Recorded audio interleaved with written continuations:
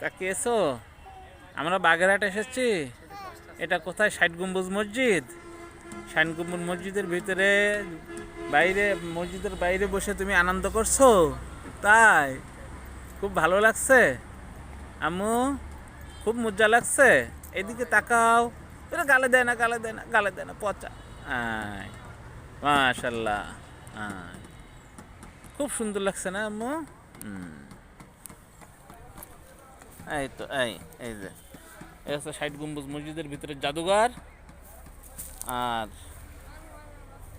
ওই যে দেখা আছে ষাট গম্বুজ মসজিদ। এই সেইটে বসে আছে আমার হাসিবা আম্মু। আর তার ওই কর্নারে বসে আছে, ওই দেখা যাচ্ছে আমার হোসাইন গাজী এবং আমার বাচ্চাদের আম্মু ফাতেমা গাজী, সবাই বসে আছে।